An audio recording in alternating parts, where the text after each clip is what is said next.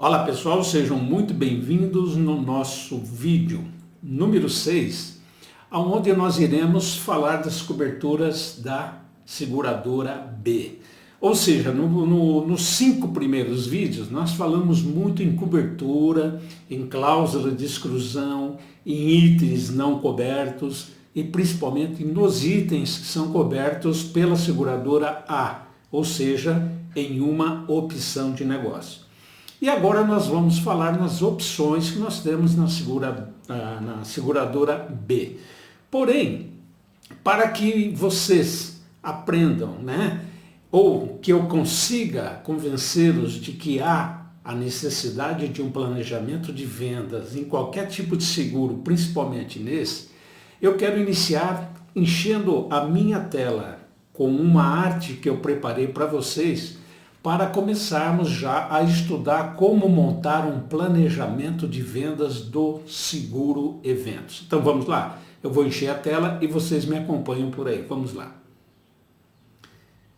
Bem, nós temos aqui o tipo de evento. A primeira pesquisa, ou seja, a primeira consulta que nós iremos fazer antes de começar a negociar e prospectar, eu diria mais negociar, porque prospectar a gente não tem ideia do tipo de evento, mas depois de prospectado a gente tem que entender qual o tipo de evento que nós iremos trabalhar com aquele determinado cliente, segurado. Então vamos lá, o que nós devemos observar? Primeiro, palco. O evento vai ter palco.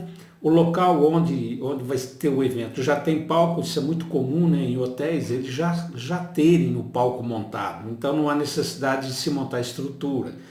Um show artístico em praça pública, por exemplo, há necessidade da montagem de um palco, numa feira há necessidade de montar um palco, num evento cultural há necessidade de um palco, ou seja, o evento ele vai exigir a montagem de um palco, então essa é a primeira pergunta que nós devemos fazer. Segunda, vai haver montagem de camarote? Que tipo de camarote será montado no evento? Terceiro, vai ser utilizado móveis? Que tipo de móveis? Sofá, cadeiras, mesas, Quais os móveis que serão utilizados no evento? O evento ele vai ser feito numa área aberta, numa área coberta, vai ser dentro de um salão, vai ter tendas, como vai ser a estrutura de cobertura para proteger o público, vai ser de lona, vai ser de alumínio, ou seja, que tipo de cobertura. E depois eu explico por que essas perguntas. Depois nós temos aqui a alimentação. Vai ser servida alimentação no evento? A alimentação é terceirizada, ela vai ser feita dentro do local do evento? Vai ter uma cozinha interna? Vai ter um bar para servir bebida, é open bar ou não, vai ser vendidas bebidas. Com relação ao cenário, vai ser montado o cenário ou o cenário já está pronto? Então, por quê? Porque nós vamos ter que pensar na proteção dos equipamentos, objetos cenográficos. Então, o cenário está pronto, vai ser montado, que tipo de material vai ser utilizado, serão materiais inflamáveis ou não, ou seja, nós devemos também pesquisar isso aí. Quais equipamentos serão utilizados? Equipamentos eletrônicos, elétricos, tecnológicos, que tipo e como será feito? Vai ter jogo de luz, não vai ter jogo de luz? Como será feito e utilizado esses equipamentos? Vai ser contratado artista? Quem que vai ser o responsável pelo evento? A pessoa que não pode faltar? É um palestrante, é um professor, é um pastor? É alguém, membro da família que preparou o evento, ou seja, quem serão os artistas, os protagonistas da festa? Como que vai ser feito o som e a iluminação do ambiente? É terceirizado, é do próprio segurado, é do próprio estabelecimento onde será feito? Ou seja, como será feito o sistema de som e iluminação do local? A estrutura interna, o que vai ser preciso montar? Arquibancada, vai ter que ter escada, vai ter que ter estrutura de segurança, vai ter que ter a cobertura, como nós já falamos lá anteriormente, ou seja, qual a exigência de montagem de estrutura interna. E se o evento vai ter queima de fogos ou não. Bem, com esses dados em mãos, você terá como fazer uma programação, um planejamento de montagem do pacote do seguro para o proponente e o responsável do evento. Por quê?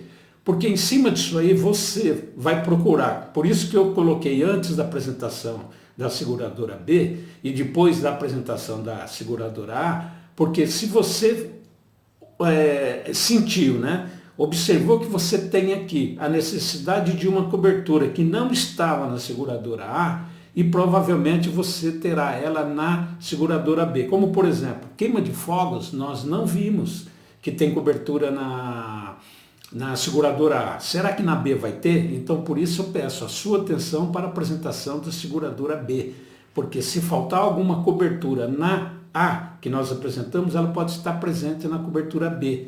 Então aí você consegue fazer um planejamento e um pacote de contratações para qualquer tipo de evento e clientes. Bom, depois eu não vou encher a tela agora, como vocês estão vendo aí, nós temos a data, né? Nós temos a data e por que nós devemos ter a data em mãos? Porque nós temos que fazer uma previsão do tempo, nós devemos fazer uma pesquisa se durante esse período é um período chuvoso, de tempestade, de temporais, se é um período de chuva de graniza ou se é um período de estiagem, ou seja, que não há possibilidade de chuva. Porque se você vai fazer um evento em dia de risco, né, de tempestade, você vai ter obrigatoriamente, né, porque é essencial a cobertura de chuva, de tempestade, de ventanias, né, de ciclones. Então isso é muito importante saber. E como será a venda de ingressos? Porque nós temos cobertura de venda de ingressos fraudulentos. Como vai ser a venda de ingressos? Ela vai ser via internet, vai ser na própria bilheteria, aí entra o dinheiro da venda dos ingressos, nós temos que pensar na cobertura de roubo, né, e furto de dinheiro na bilheteria, então nós temos que entender como será a venda de ingressos para programar, né, as nossas proteções, as nossas coberturas adicionais. Depois nós temos também a duração. E aqui nós temos que entender, o evento vai ser durante o dia, vai ser à noite, quantos dias, quantas noites, como vai ser a montagem disso aí? A montagem vai ser de estrutura, ela vem pronta, ela vai demorar para montar, quantos dias demora a montagem, quanto dia demora a desmontagem, quais tipos de materiais serão necessários, se vai ter transporte desse material, ou seja, também uma consulta que se fará necessária.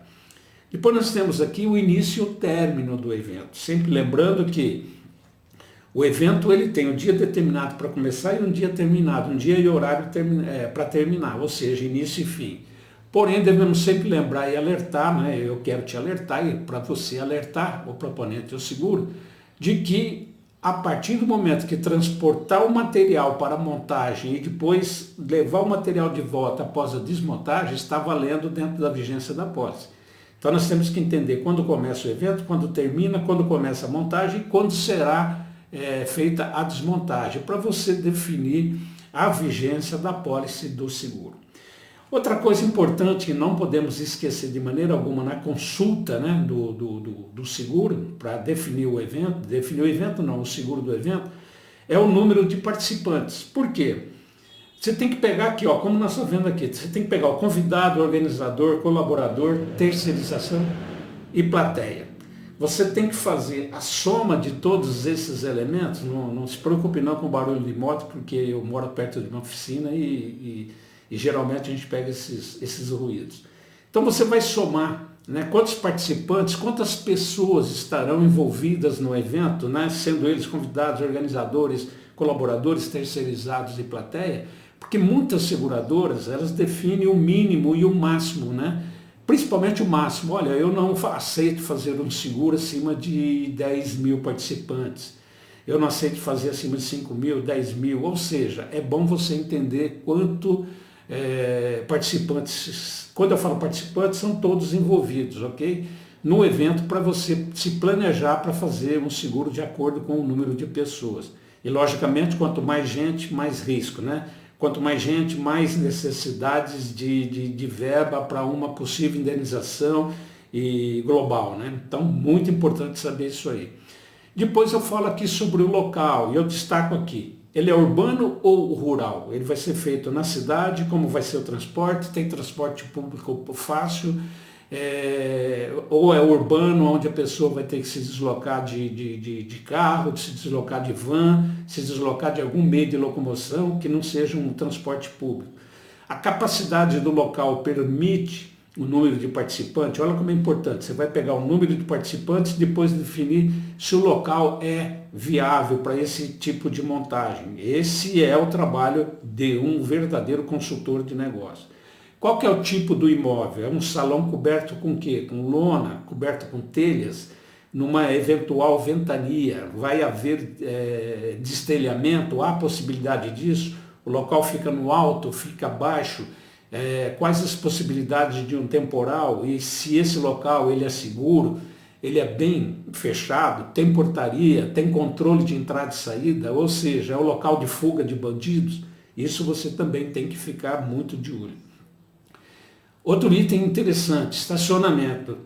O evento vai oferecer aos convidados e participantes um estacionamento, principalmente em área rural, geralmente tem um estacionamento, ou mesmo em áreas urbanas, né? Vai ter um estacionamento. Esse estacionamento é terceirizado, o organizador do evento vai ceder o local para estacionar veículos. Se ele disponibilizar, não esqueça que ele será responsável por qualquer danos a veículos de terceiro.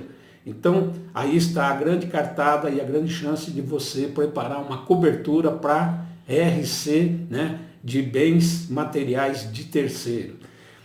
Vizinhança. Qual é essa vizinhança? É num bairro de periférico, um bairro perigoso? É um evento de funk, é onde brigas são as coisas normais, aonde há a possibilidade de vizinhança reclamar de som tarde, chamar a polícia, ou seja, faça uma pesquisa na vizinhança e veja se realmente o evento merece um seguro honesto, claro e objetivo.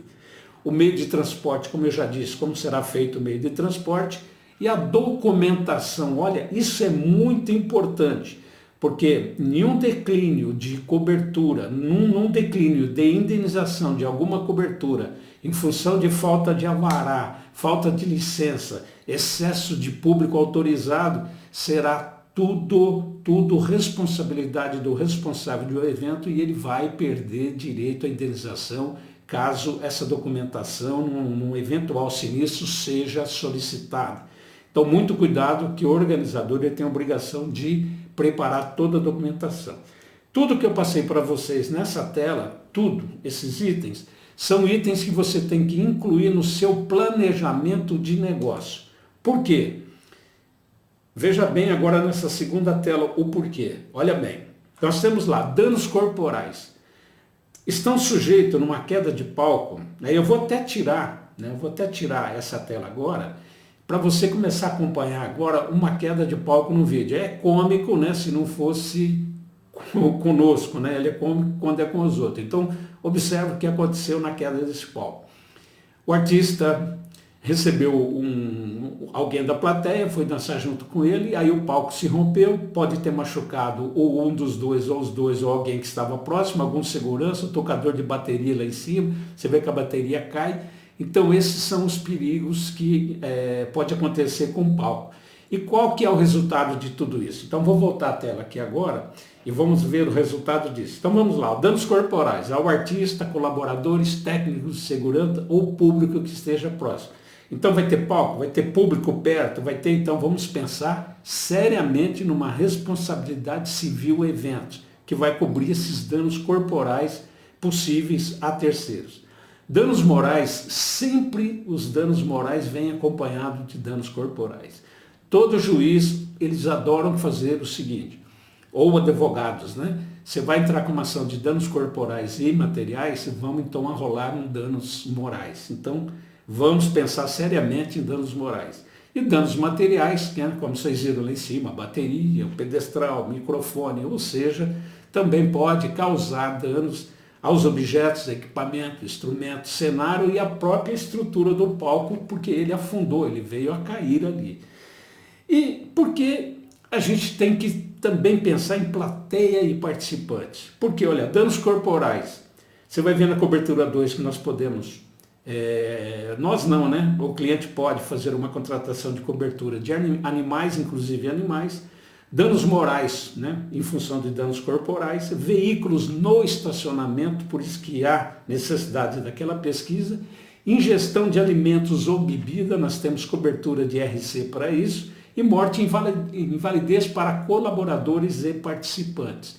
Então isso daqui são realmente riscos que podem ocorrer e que nos obriga a oferecer para o cliente, orientar o cliente a necessidade da contratação de responsabilidade civil. Ok, pessoal? Então aqui eu termino o planejamento de negócio antes de prospectar um cliente e começamos na próxima tela já a falar das coberturas da seguradora B. Então te encontro no próximo vídeo, que é o nosso vídeo número 7. Até lá!